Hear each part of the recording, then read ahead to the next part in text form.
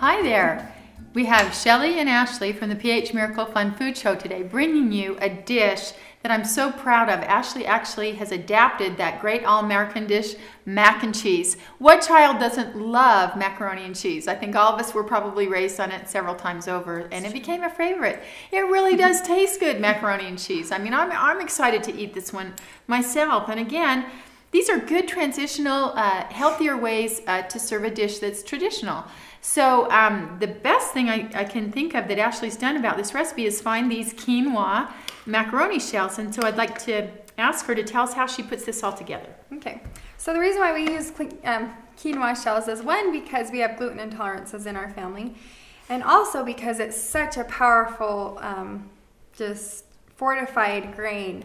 It actually it comes from the Incas, and it's high in protein. It's a seed instead of a grain, so it's low in your carbs.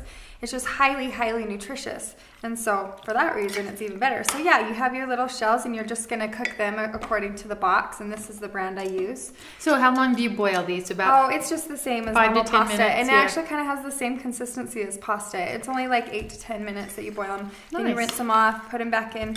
Then you're gonna add in, and it's really similar. I just thought, okay, how do you make macaroni and cheese? You have you have your dairy, your cream, your oil. It's kind of salty, and so I just kind of went through my mind, how would I make a creamy sauce or like a cheese-like sauce?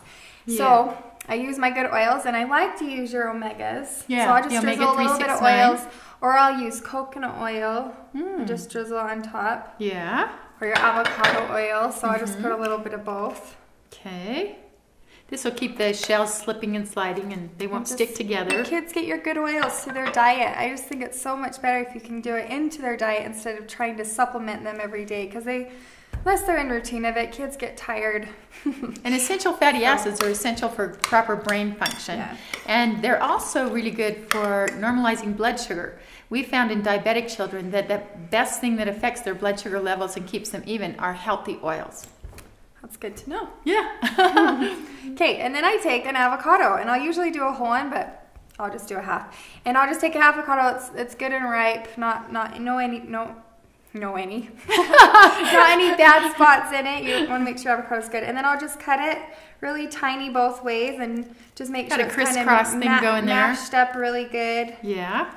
So the pieces of avocado are really small, because I have one child who does not like avocado. She's just not very fond of avocado. So if I can disguise it a little bit. Who's that? Which child? That's my 4-year-old. Okay. Who loves Isabel. her sweets. Yeah. Okay, so I put the avocado in, and then I'll just salt it.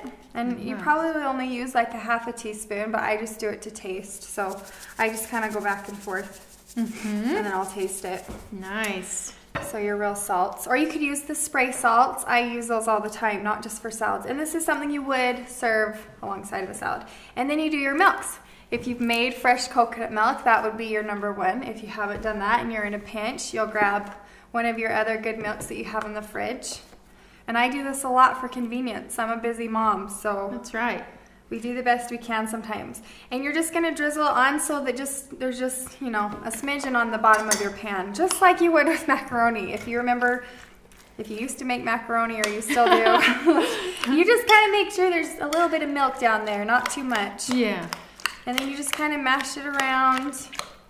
And sometimes I'll even take the avocado out and get it really mashed so that my little 4-year-old won't say, is there avocado in this? Could you put the avocado in like one of your blenders with a little bit of the liquid? Yeah, you and then could. put it in as a sauce? Would that work too? Okay. I just don't like more dishes. Yeah, I'm with you. The less dishes, the better for me. Easy, so fast. I'll just mash it up even in here. I'll just kind of mash it so Yeah. I don't have another dish to clean. Yeah.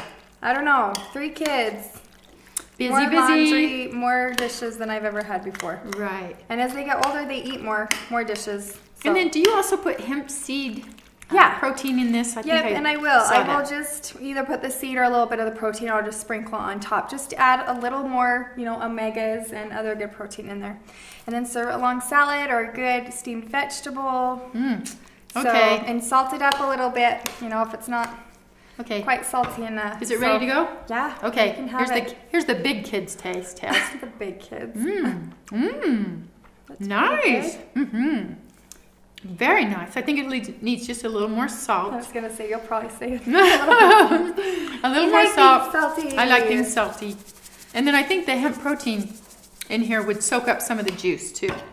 So anyway, a great alternative to that all-American favorite, mac and cheese by Ashley Rose Lisby.